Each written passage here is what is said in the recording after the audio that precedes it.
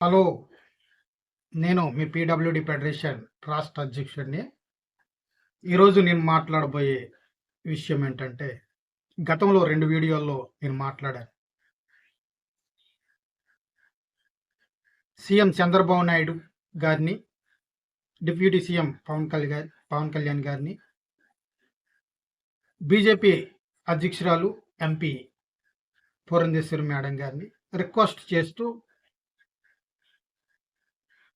దివ్యాంగుల chairman post నాకివ్వండి అనేసి నేను అడగడం జరుగుతుంది. అయితే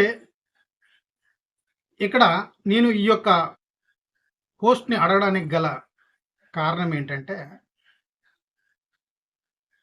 2 వారాల క్రితం సీఎం చంద్రబాబు నాయుడు గారు విలేకరుల సమావేశంలో మాట్లాడుతూ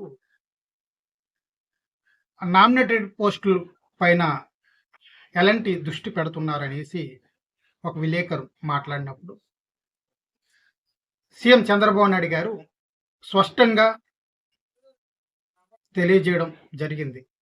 సరైన ప్లేస్లో సరైన వ్యక్తిని పెట్టడానికి అన్ని విధాలుగా కసరత్తు చేస్తున్నానని, అందరితో కూడా సమీక్షలు జరుపుతున్నాననేసి, తప్పకుండా ప్రతి నామినేటెడ్ పదవుల్లో కూడా సరైన వ్యక్తిని, ప్రజల కోసం పనిచేసే వ్యక్తిని పెడతాననేసి చెప్పడం జరిగింది.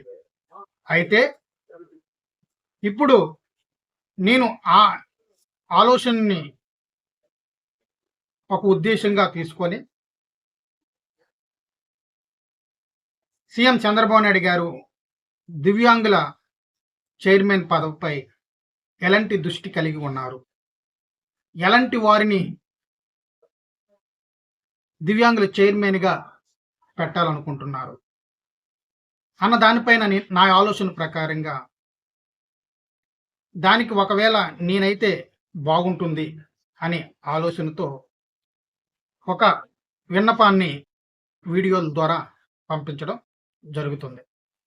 అయితే ఇక్కడ చాలా అంశాలు పరిజ్ఞానంలోనికి తీసుకోవాల్సిన అవసరం ఉంది.